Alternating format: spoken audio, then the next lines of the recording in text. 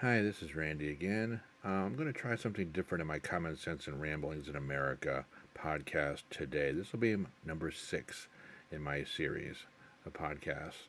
I am going to read a rebuttal letter by President Trump against McConnell's speech after the acquittal in the Senate. Let's try something a little different.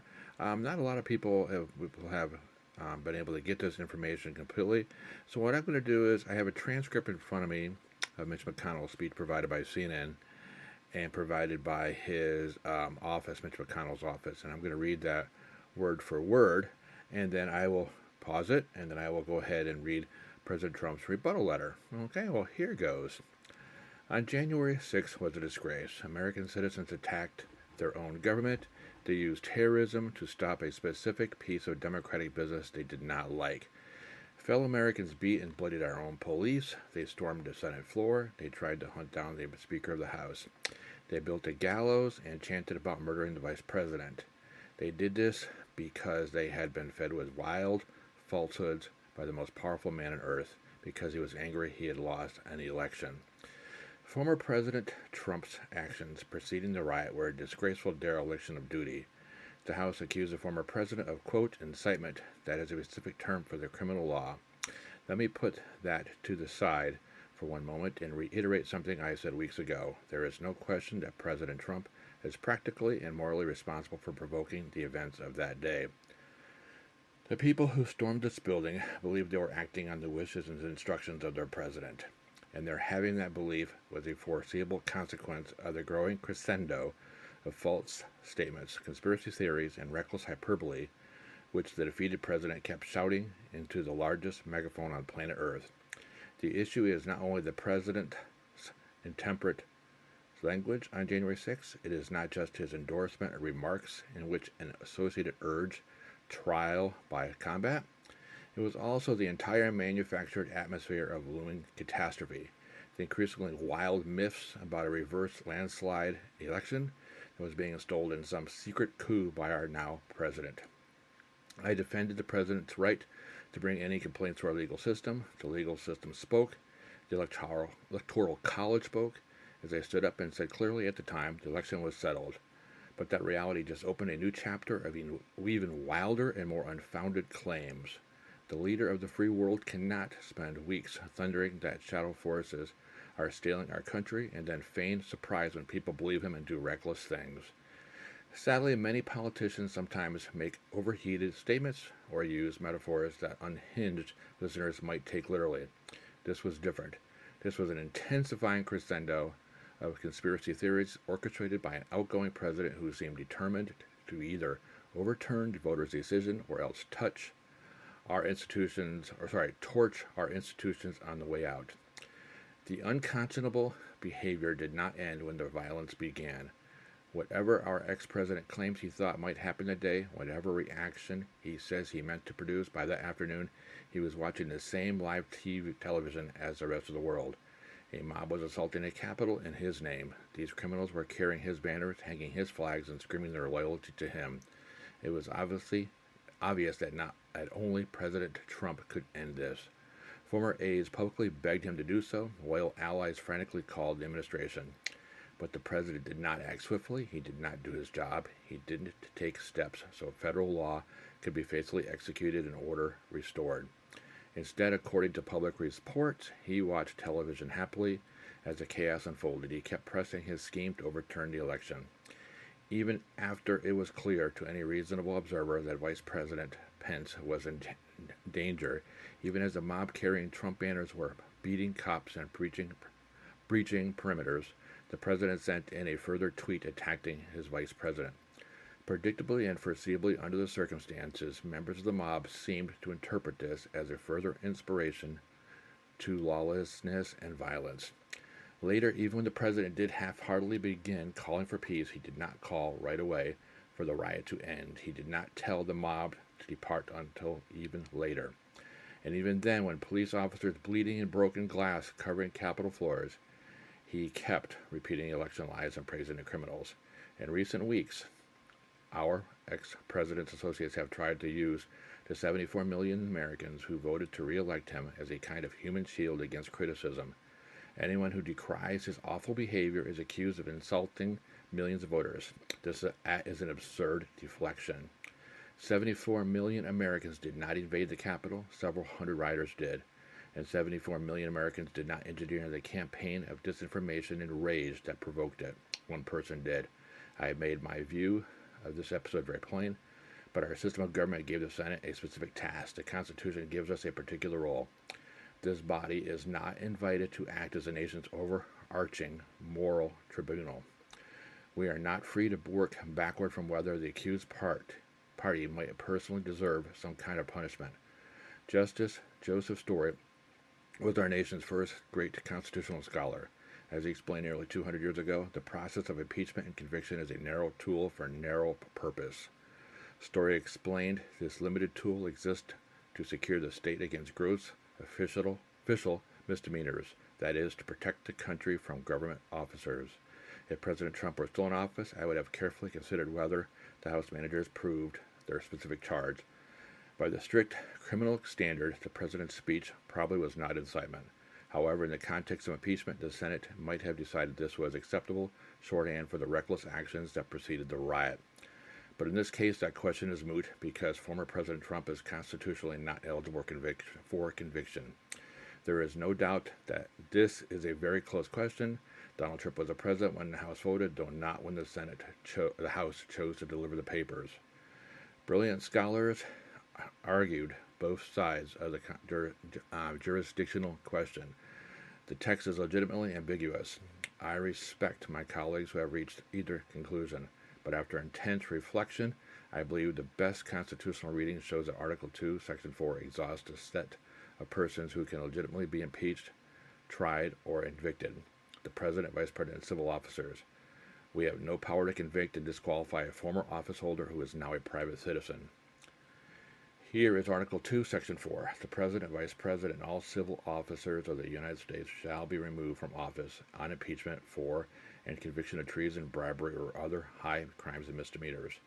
Now everybody basically agrees that the second half of that sentence exhausts the legitimate grounds for conviction.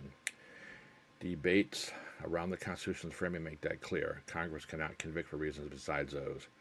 It therefore follows that the list of persons in that same sentence is also exhaustive. There is no reason why one list would be exhaustive but the other would not. Article 2, Section 4 must limit both while impeachment and conviction can occur and to whom. If this provision does not limit impeachment and conviction powers, then it has no limits at all. The House's sole purpose of impeachment and the Senate's sole power to try all impeachments would create an unlimited circular logic, empowering Congress to ban any private citizen from federal office. This is an incredible claim, but is the argument of the House managers seem to make. One manager said the House and the Senate have absolute unqualified jurisdictional power. That was very honest, but because there is no limiting principle in the constitutional text that would empower the Senate to convict former officers, that would not also let them convict and disqualify any private citizen, an absurd end result to which no one subscribes. Article 2, Section 4 must have force. It tells us the President, Vice President, and civil officers may be impeached and convicted. Donald Trump is no longer the President. Likewise, the provision states that officers subject to impeachment and conviction shall be removed from office if convicted. Shall. As Justice Story explained, the Senate conviction is bound to in all cases to enter a judgment of removal from office. Removal is mandatory upon conviction. Clearly, he explained that mandatory sentence cannot be applied to somebody who has left office. The entire process revolves around removal. If removal becomes impossible, conviction becomes insensible. In one light, it certainly does seem counterintuitive that an officer can elude Senate conviction by resignation or expiration of term, but this just underscores that impeachment was never meant to be the final forum for American justice. Impeachment, conviction, and removal are a specific intra-governmental safety valve. It is not the criminal justice system, where individual accountability is the paramount goal. Indeed, Justice Story specifically reminded that while former officials were not eligible for impeachment or conviction, they were still liable to be tried and punished in the ordinary tribunals of justice. We have a criminal justice system in this country. We have civil litigation, and former presidents are not immune from being held accountable by either one. I have to believe the Senate was right not to grab power the Constitution does not give us, and the Senate was right not to entertain some light-speed sham process to try to outrun the loss of jurisdiction. It took both sides more than a week to produce their pre-trial briefs. Speaker Pelosi's own scheduling decisions conceded what President Bush publicly confirmed: a Senate verdict before inaugural day was never possible. This has been a dispiriting time, but the Senate has done our duty. The framers' firewall held up again. On January 6th, we returned to our post to certify the election uncowed, and since then we resisted the clamor to defy our own constitutional guardrails in hot pursuit of a particular outcome. We refuse to continue a cycle of recklessness by straining our own constitutional boundaries in response. The Senate's decision does not condone anything that happened on or before that terrible day. It simply shows that senators did what the former president failed to do. We put our constitutional duty first. So that was Mitch McConnell's letter, or speech, post acquittal of President Trump. Now I'm going to read President Trump's rebuttal letter, which came a few days later, and is very much shorter than McConnell's speech, but it really drives home the point that Mitch McConnell was way out of line. Here's the letter that he sent out to the public. The Republican Party never can again be respected or strong with political leaders like Senator Mitch McConnell at its helm. McConnell's dedication to business-as-usual status quo policies, together with his lack of political insight, wisdom, skill, and personality, has rapidly driven him from majority leader to minority leader, and will only get worse. The Democrats and Chuck Schumer play McConnell like a fiddle. They never had it so good. They want to keep it that way. We know our American first agenda is a winner, not McConnell's Beltway first agenda or Biden's America last. In 2020, I received the most votes of any sitting president in history, almost 75 million. Every incumbent House Republican won for the first time in decades, and we flipped 15 seats, almost costing Nancy Pelosi her job. Republicans won majorities in at least 59 of the set 98 partisan legislative chambers, and the Democrats failed to flip a single legislative chamber from red to blue. And in Mitch's Senate, over the last two election cycles, I single-handedly saved at least 12 Senate seats, more than 8 in the 2020 cycle alone. And then came the Georgia disaster, where we should have won both U.S. Senate seats, but McConnell matched the Democrat offer of 2,000 stimulus checks with 600. How does that work? It became the Democrats' principal advertisement, and a big winner for them it was. McConnell then put himself, one of the most unpopular politicians in the United States, into the advertisements. Many Republicans in Georgia voted Democrat or just didn't vote because of their anguish at their inept governor, Brian Kemp, Secretary of State, Brad Raffensperger, and the Republican Party for not doing its job in election integrity during the 2020 presidential race. It was a complete election disaster in Georgia and certain other swing states. McConnell did nothing and never will do what needs to be done in order to secure a fair and just electoral system into the future. He doesn't have what it takes, never did, and never will. Well, that concludes his letter that he posted. I think it says it all, and I think Trump was in the right. I think what happened is that McConnell is trying to ride the fence. He's trying to stay on the good side of the Republicans as well as the Democrats.